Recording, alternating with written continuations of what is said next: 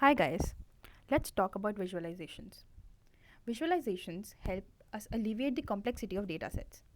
When we as designers visualize data, we encode quantitative information in encodings such as shapes, color, and position, and we expect viewers to decode that information. In 1982, Cleveland and McGill studied what people are able to encode most accurately and ranked them in the following list. But this list is for static visuals only. Through this project, we are trying to understand whether adding motion to these encodings has an impact on perception.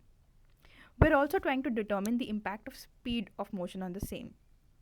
We conducted a survey with multiple visuals for each encoding, one static and three moving visuals with varying speeds, and we asked participants to identify certain quantitative encoding values. We chose the following five encodings: position, length, angle, area, and color, and we collected data from 26 participants.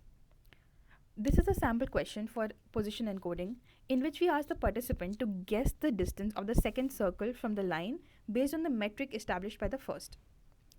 This is a static visual, and this is what the moving visual looks like in the context of position. We ask the user how far the circle moves from the line as compared to the initial position. We designed similar questions for the other encodings. We collected the data and calculating the median errors for each of the answers. We conducted a one-way ANOVA test for each of the encoding to compare all the visualizations of the same encoding. We also conduct post hoc evaluations using Bonferroni correction to further analyze pairwise findings. Taking position as an example, we have actual values and the median of the responses. We created box plots to analyze the differences upon varying speeds. We calculate median error, and on conducting the ANOVA test, the low p-value obtained for position, we find that the results are statistically significant.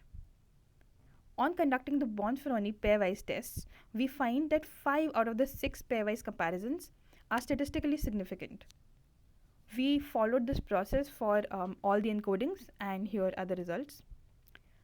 We observe that barring area, the perception is significantly impacted by combining motion with other encodings. As far as correctness of the moving visual is concerned, we could not find any conclusive trend. We can say that motion has an impact on perception of most of the encodings, but further research is needed to evaluate the type and speeds of this motion. Thank you.